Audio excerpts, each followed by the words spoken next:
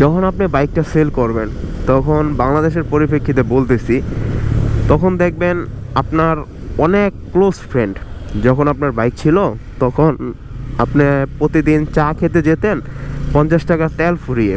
অবশ্যই চা খেলে তো আর একা খাওয়া যায় না, আমাদের বাংলাদেশের পরিপ্রেক্ষিতে একজনকে নিয়ে খেতে হয়। আমার সাথে একমত হবেন, আবার অনেকের মত আমার সাথে ভিন্নতা আসতে পারে, কারণ পৃথিবীতে সকলের সাথে যদি একমত হয় তাহলে এটাও ভালো না, ইভেন সকলের সাথে মতের ঐক্যতা হলো এটাও ভালো না, যেটা আমরা 5 আগস্টে দেখতে পারছি। যাই হোক, ওইটা একটা আলাদা বিষয় ছিল। আর আজকের বিষয়টা সম্পূর্ণ গাইডলাইন বলেন, বিষয় বলেন, থিংস বলেন, সম্পূর্ণ একটা অন্য ধাঁচের একটা বিষয় হতে যাচ্ছে। মানে আপনার বাইক একবার আছে, তারপর আপনি বাইকটা সেল করে দিচ্ছেন, আপনার ফ্যামিলি বলেন, আপনার বন্ধুত্ব বলেন, এর ভিতরে অনেক ক্ষেত্রে আপনি বুঝতে পারবেন কিছু কিছু গুরুত্বপূর্ণ বিষয় আজকে আমি আলোচনা করব। যেমন আপনার বাইকটা যখন আপনি কিনছেন তখন অনেক কষ্ট করেই কিনছেন। আমাদের মধ্যবিত্ত, বাংলাদেশের ম্যাক্সিমাম তো মধ্যবিত্তই, সো মধ্যবিত্তরা একটা জিনিস আসলে কিনতে গেলে আমার মনে হয় অতি সহজে কোনো মধ্যবিত্ত আসলে কিনতে পারে না। এখন কিছু কিছু বাই ডিফল্ট উচ্চবিত্ত লোক আছে, তাদের ক্ষেত্রে হিসাবটা আলাদা, বা তাদের ক্ষেত্রে জীবন ধারণ দাসটা আলাদা, তাদের ক্ষেত্রে জীবন গঠনের নিয়মটা আলাদা, যেটা আমাদের অ্যাজ ইউজুয়াল 8-10টা মধ্যবিত্তর মতো হয় না, তাদের ক্ষেত্রটা আলাদা। কিন্তু যারা মধ্যবিত্ত আছেন তারা আমার সাথে অবশ্যই একমত হবেন, কমেন্ট করে জানাবেন। কারণ আপনারা যখনই বাইকটা ক্রয় করছেন অবশ্যই অনেক কষ্ট করে ক্রয় করতে হয়েছে। যদি আপনি নিজের টাকা দিয়ে ক্রয় করেন, সেই কষ্টর কী যে সীমাহীন ভোগ, দুর্ভোগ, আপনি নিজে সেটা বুঝতে পারেন না, বা আপনার নিজেকে কোথায় কোথায় আঘাত করে সেই টাকাটা বের করতে হয় সেটা আপনি নিজে বুঝতেছেন, কিন্তু অন্য কেউ সেটা সঠিক মতো বুঝতে পারবে না।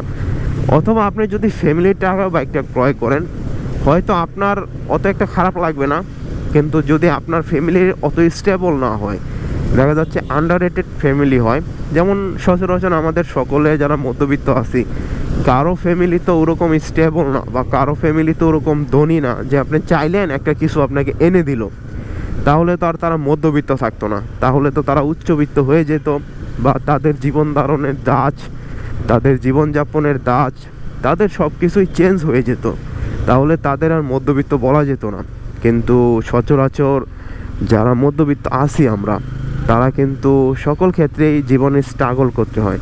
কোনো একটা শখের জিনিস বলেন, কোনো একটা কিছু বলেন, সব কিছুই পেতে জীবনকে অনেক স্ট্রাগলের ভিতর দিয়ে যেতে হয়, যেটা 8-10টা আসলে উচ্চবিত্ত বা ওরকম হাইফাই ঘরের ছেলেমেয়েরা বা হাইফাই ঘরের বাচ্চারা ওরকম বোঝে না। যখন আপনি বাইকটা সেল করবেন, তখন বাংলাদেশের পরিপ্রেক্ষিতে বলতেছি, তখন দেখবেন আপনার অনেক ক্লোজ ফ্রেন্ড, যখন আপনার বাইক ছিল তখন আপনি প্রতিদিন চা খেতে যেতেন 50 টাকা তেল ফুরিয়ে। অবশ্যই চা খেলে তো আর একা খাওয়া যায় না, আমাদের বাংলাদেশের পরিপ্রেক্ষিতে একজনকে নিয়ে খেতে হয়। সেক্ষেত্রে আপনার একটা ফ্রেন্ডকে আপনি প্রতিদিন নিয়ে যেতেন, সেই ফ্রেন্ডটা যখন আপনি বাইক সেল করবেন শুনছে, তখন থেকে আপনার সাথে জানি গড়িমসি গড়িমসি ভাব, যে আপনার কাছে তো বাইক ছিল, তখন আপনার সাথে বন্ধুত্ব ছিল, লাভ ছিল। সব বন্ধু বান্ধব এক না, আবার সব মানুষও এক না, অনেকের মেন্টালিটি আলাদা থাকে, সেটা আমি পরে বলতেছি। কিছু কিছু লোকজন দেখবেন ওই সময় আপনার সাথে মানে ছেড়ে ছেড়ে ছেড়ে ছেড়ে একটা ভাব, যে আসি আসি সমস্যা নেই আসি, ওই আগের মতো ডাকলে আর আসে না, আগের মতো আপনার সাথে কমিউনিকেশন করে না, আগের মতো আপনার সাথে ওঠা বসা করে না, ওই জাস্ট দেখা যাচ্ছে হ্যাঁ চলি তো, আপনার দায় সারা ভাব একটা চলা আছে না, ওই রকম আর কি। তাদের জন্য জীবনটা বুঝতে পারে যে কেমন। কাছের বন্ধু যখন আপনাকে অবহেলা করবে, তখনই তো আপনি বুঝবেন যে আমার বাইক ছিল তখনই তো আমাকে তারা গুনতো, এখন তো আমাকে কিছুই গুনে না।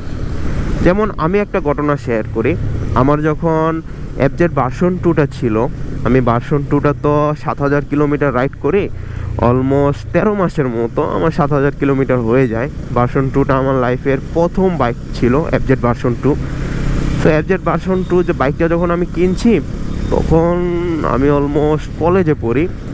সো কলেজে পড়ার সময় আমার ওই টাইমে মোটামুটি ভালো পরিমাণে একটা ফ্রেন্ড সার্কেলের মানে গ্রুপের সাথে আমি জয়েন হয়েছি, যাদের বাইক আছে বা যাদের একটু টাকা পয়সা আছে, বাইক কিনতে সক্ষম, তাদের সাথে।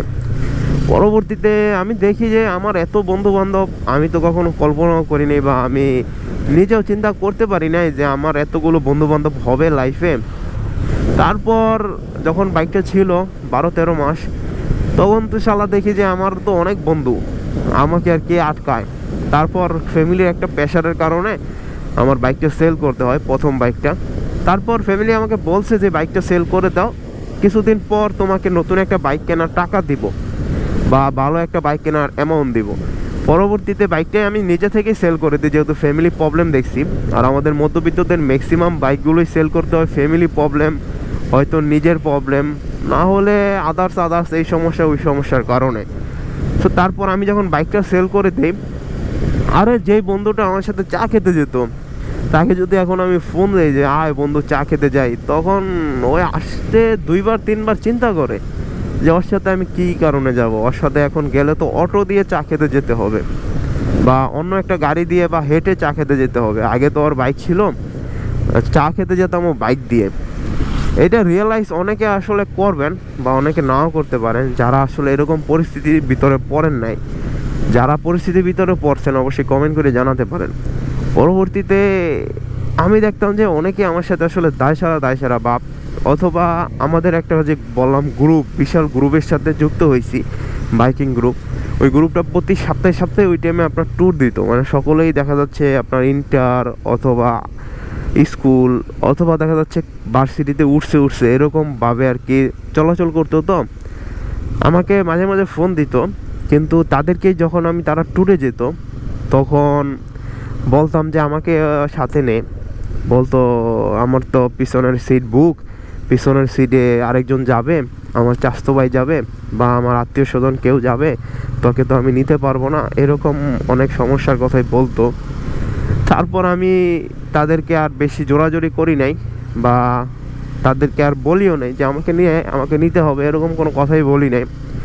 যখন তারা ট্যুরে যায় তখন যাদের সাথে যায় তারা আমাকে অনেক সময় বলে যে ওর সিটটা তো ফাঁকা ছিল, দেখলাম ব্যাগ বেঁধে নিয়ে গেছে, তুই তো যেতে পারলি না বা তুই তো গেলি না। কিন্তু আমি ওই বন্ধুটাকে কি বলি সেটা আমি নিজেও জানি না, যে আমাকে যখন নেওয়ার কথা বলছিলাম তখন ওই তো না করছে। এটা তো আমি আর সবার সামনে বলতে পারি না, হয়তো তার পার্সপেক্টিভ ভিউ থেকে সে না করছে, কিন্তু আমি তো আর সকলের কাছে এটা দাওয়াত দিতে পারি না। সে একদিনের হলেও তো আমার বন্ধু ছিল বা একদিন হলেও তো আমার সাথে চলছিল। এটা যখন আমি আমার অ্যাপজেট ভার্সন 2টা ক্রয় করছি ওই টাইমে অলমোস্ট 2017 সালের কথা বলতেছি। সো 2017 সালের কথা 2025 সালে এসে বললে অনেকে কাছে কথাটা মানে দেখা যাবে তাজ্জব বিষয় লাগবে, কারণ বেশি দিন কিন্তু হয় নাই, আপনার অলমোস্ট কিছুদিন এরকমই। প্লাস আমার যখন বাইক ছিল তখন আমার ফ্যামিলি মেম্বারের ভিতরেও, যেমন আমার অনেক আত্মীয় স্বজন আছে, দেখা যাচ্ছে একটু আপনার দূরের আত্মীয় স্বজন, আমার সেম এজের, তাদের ছেলে ফেলে আছে, আমার সাথে বড় হয়েছে, তারা মাঝে মাঝে আমাকে ফোন দিত যে বন্ধু আসো এই জায়গায় যায়, আসো বন্ধু এই জায়গায় যাই। আর যেহেতু আমি আগে থেকেই যখন বাইক ক্রয় করছি ওই কলেজে যেতাম, আর আশেপাশে আমার এলাকার আশেপাশে যে সমস্ত জায়গাগুলো আছে ট্যুরিস্ট স্পট, সেই জায়গাগুলোতে আমি ঘুরতাম অনেক আগে থেকেই। যখন আপনার বাইক ক্রয় করছি মাত্র কিছুদিন হবে, তখন থেকে আমি বিভিন্ন ট্যুরিস্ট স্পটগুলো ঘুরতাম। এটা আমার একটা বদ অভ্যাস বলেন বা খারাপ অভ্যাস বলেন, হয়তো তখন থেকে আমি মোটো ব্লগিং করি নাই বা তখন থেকে আমি মোটো ব্লগিংয়ের ক্ষেত্রে এক্সপার্ট ছিলাম না, বা ভবিষ্যতে আমার নিজেই যদি একসময় বুড়ো হয়ে যাই তখন এই চ্যানেলটা মোটো ব্লগিংগুলো দেখতে পারবো, যেতে পারছি আলহামদুলিল্লাহ, তখন আমি দেখতে পারবো আর কি। যাই বলেন, যখন আপনি কোনো কিছু হারাবেন তখন সেটার অ্যাকচুয়াল মর্যাদাটা বুঝতে পারবেন। যখন আপনার কাছে জিনিসটা আছে, এনাফ অপরচুনিটি আছে, তখন আপনি বুঝবেন না যে আপনার জীবনে তো কোনো প্রবলেমই নাই, আপনার জীবন অনেক স্মুথভাবে কেটে যাচ্ছে, আপনার জীবনে কোনো সমস্যাই নেই, বা আপনার জীবনে তো ফ্রেন্ড সার্কেল আছেই, আপনি কোনো জায়গায় সমস্যা বলে তারা আপনাকে সমস্যা থেকে পরিত্রাণ করে আনবে। এটা আপনি বুঝতে পারবেন তখন যখন আপনার জীবনটা ওই যে গোলক দাদার ভিতর আটকে যাবে, যে আপনার বাইক ছিল, আপনার গাড়ি ছিল, বা আপনার একটা কিছু ছিল যেটার জন্য আপনার 2-4টা ফ্রেন্ড সার্কেল হয়েছিল, কিন্তু এখন সেই জিনিসটা আনফর্চুনেটলি আপনার কাছে নাই, তখন আপনি বুঝতে পারবেন। আরেকটা আপনারা লক্ষ্য করবেন, যখন আপনার লাইফে প্রথম, এটা কত সালের কথা বলা যায়, 2005 অথবা 2004-2003-এর কথা বলা যায়, বাংলাদেশে যখন টিভি মানে টেলিভিশন, রঙিন টেলিভিশন আসলো। যাদের বাসায় রঙিন টেলিভিশন, যাদের বাসায় ফ্রিজ, রেফ্রিজারেটর কথা বলতেছি, তারা দেখবেন তাদের বাসার ভিতরে পাড়া প্রতিবেশী অভাব নাই। মানে দৌড়ে পাড়া প্রতিবেশী আসে, আইসা বলে ভাবি আমার এটা রাখেন। তখন আপনার সাথেও, আপনার মা বাবার সাথে যেহেতু ভালো সম্পর্ক, আপনার সাথেও অনেক প্রতিবেশীর ভালো সম্পর্ক, আরে ওই ছেলেটা তো অনেক ভালো, ওই ছেলেটা তো অনেক ইন্টেলিজেন্ট, অনেক ব্রেনি। তখন যেহেতু আপনার বাসা থেকে তাদের একটা কাঙ্ক্ষিত মানে আপনার আছে কিছু নেওয়ার বা কাঙ্ক্ষিত সুযোগ সুবিধা নেওয়ার মতো তারা আপনাকে ক্যাপাবল মনে করতেছে, এই কারণে ওই সময়টায় আপনাকে তারা অনেক প্রায়োরিটি দিচ্ছে। যখন আপনার কাছ থেকে সুযোগ সুবিধা নেওয়া শেষ হয়ে যাবে, তখন মনে হয় আপনাকে ছুঁড়ে ফেলে দিবে। এটা শুধু আপনাকে না, এটা যারা আসলে এ ধরনের ঘটনার সম্মুখীন হয়েছেন সকলেই আমার সাথে একমত হবেন যে এরকম সকলের সাথেই হয় কম বেশি বা হয়েছে। কারণ কি অনেকে বলতে পারেন, কারণ হলো ভাই আমরা বাঙালি হিসাবে একটা জিনিস গর্ব করেই বলতে পারি যে প্রয়োজনে বাঙালি নিজের বাইকও আসলে দাম দেয় না, বা প্রয়োজনে বাঙালি কোনো কিছুই আসলে মনে করে না, সব কিছুই তাচ্ছিল্য তুচ্ছ মনে করে। আপনার প্রয়োজন আছে, আপনার প্রয়োজন শেষ হলে কাজ ছাড়া কাজের মতো একটা রাব ব্যবহার বা আচার আচরণ আপনার সাথে করবে। সো প্রয়োজন থাকতে আমরা সকলকে মূল্যায়ন দেই, প্রয়োজন চলে গেলে এটা আমি আপনি সকলেই বলেন না কেন, প্রয়োজন আছে তো আপনি তাকে খুব ভেরিফাই করেন, প্রয়োজন না থাকলে তাকে খুব ভেরিফাই করেন না। এটা আমাদের একটা হ্যাবিট বলা চলে, খারাপ হ্যাবিটের ভিতরে অন্যতম খারাপ একটা হ্যাবিট। কারণ এরকম করা আসলে মানুষ হিসেবে মানুষের পক্ষে উচিত না, বা মানুষ হিসেবে মানুষের পক্ষে করার দরকারও নেই। কারণ মানুষের এতে অনেক ক্ষেত্রে মেন্টালিটি পরিবর্তন হয়, এক্ষেত্রে অনেক ক্ষেত্রে দেখা যাচ্ছে আত্মীয়তার বন্ধন ছিন্ন হয়, অনেক ক্ষেত্রে দেখা যাচ্ছে আত্মীয়তার সম্পর্ক মানে ত্যাগ করতে হয় এই সমস্যাগুলোর কারণে। এখন অনেক ক্ষেত্রে আবার দেখা যাচ্ছে অনেক সময় আমার এটার বিপরীত হতে পারে। যেমন আমার এক ফ্রেন্ড রিসেন্ট টাইমে বাইক বিক্রি করছে। তখন ও আমাকে বলছে, বন্ধু আমি তো বাইকটা বিক্রি করে দিছি। তারপর আমি বলছি আচ্ছা সমস্যা কি, বাইক বিক্রি করছো, প্যারা নাই, আমাদের বাইক আছে ফ্রেন্ড সার্কেলের। যখন তোর বাইক ছিল তখন তুই আমাদের সাথে বিভিন্ন ট্যুরে যেতি, কিন্তু এখন তোর বাইক সেল করে দিছ, তুই তোর ট্যুরে যেতে পারবি না। তো সেক্ষেত্রে আমাদের তো বাইক আছে, আমাদের বাইক দিয়ে না হয় টুকটাক ট্যুর করবি, যেখানে তোর যেতে মন চায় আমাদের সাথে যাবি, অথবা তোর যদি খুবই একান্ত মনে হয় আমাদের সাথে ঘুরতে যাবি।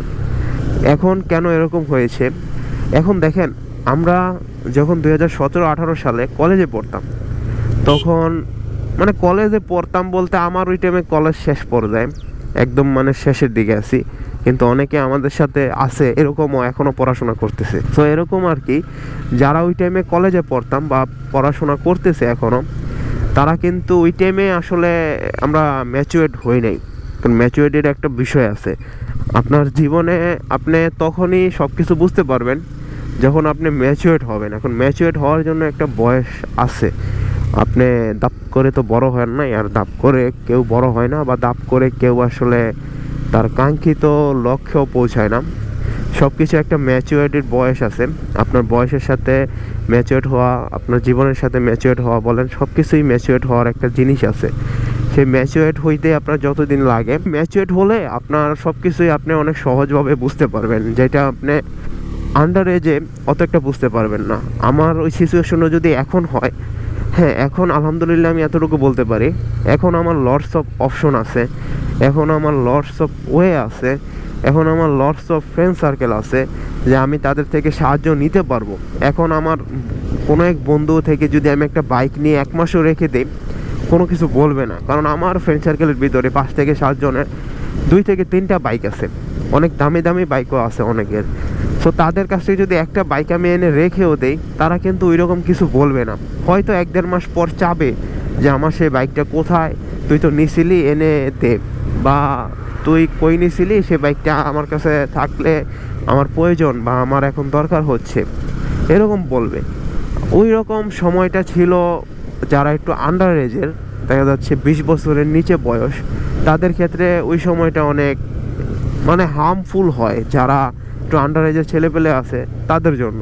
আবার যারা দেখা যাচ্ছে একটু আপনার ম্যাচুরেট হয়ে যায়, আমি যে কথাগুলো বলছি এই কথাগুলোর সাথে একমত নাও হতে পারে, কারণ ম্যাচুরিটির একটা বিষয় আছে। আপনার সাথে সাথে আপনার পুরো ফ্রেন্ড সার্কেল যদি ম্যাচিউরড হয়, তাহলে আপনি অনেক কিছু আসলে এখানে ছাড় পাবেন। আপনি যাদের সাথে চলেন তারা যদি একটু বয়স্ক হয়, বয়স্ক বলতে আহামরি বয়স না, মানে আপনার সেম এজের হয়, তাহলে আপনি চলে অনেক কিছু বুঝতে পারবেন। আর আপনি যদি দেখা যাচ্ছে আপনার বয়স 35 বছর, আমাদের এলাকায় আসলে এক বড় ভাই আছে, তার বয়স 35 বছর, অথচ সে চলে আমাদের সাথে। আমাদের বয়স কিন্তু অত না, আমাদের বয়স দেখা যাচ্ছে 22 থেকে 25-এর ভিতরে, আমরা যারা চলাচল করি একসাথে এরিয়ার ভিতরে। সো তার মতো যদি হন, তাহলে দেখা যাচ্ছে আপনার ভিতরে ওই 25 অথবা 22 এরকম বয়সের একটা ছাপ এসে পড়বে। কথাবার্তা বলেন, সব কিছুতে আপনার একটা ওইরকম ছাপ এসে পড়বে। সো এই কারণে আপনার লাইফে কোনো কিছু যখন নাই, তখন আপনি বুঝতে পারবেন অ্যাকচুয়াল লাইফটা আসলে কী, অ্যাকচুয়াল জীবনটা আসলে কী, অ্যাকচুয়াল জীবনের অনুভূতিটা আসলে কী, অ্যাকচুয়াল জীবনের বাসাটা আসলে কী। সো এতটুকুই আর কি বলার ছিল, যে জীবনে যখন কোনো কিছু আপনার নাই, তখন আপনি সেটার মর্মটা আসলে বুঝতে পারেন। এটা আমাদের বাংলাদেশে সবার ক্ষেত্রেই সামঞ্জস্য, আমার ক্ষেত্রে বলেন, আপনার ক্ষেত্রে বলেন। So thank you for watching. সম্পূর্ণ ভিডিওটা দেখার জন্য অনেক অনেক ধন্যবাদ। অবশ্যই কমেন্ট করে জানাবেন ভিডিওটা আরও কী করে ডেভেলপ করা যায়, কী কী বিষয় নিয়ে ভিডিও চান সেটাও কমেন্ট করে জানাতে পারেন। ইভেন ভিডিওতে যদি কোনো সমস্যা হয়, কালারের সমস্যা, ভয়েসের সমস্যা, যে কোনো প্রবলেম আপনারা কমেন্ট করে জানাতে পারেন। কোনো খারাপ মন্তব্য থাকলে ওইটাও কমেন্ট করতে পারেন। Thank you for watching. সম্পূর্ণ ভিডিওটা দেখার জন্য অনেক অনেক ধন্যবাদ।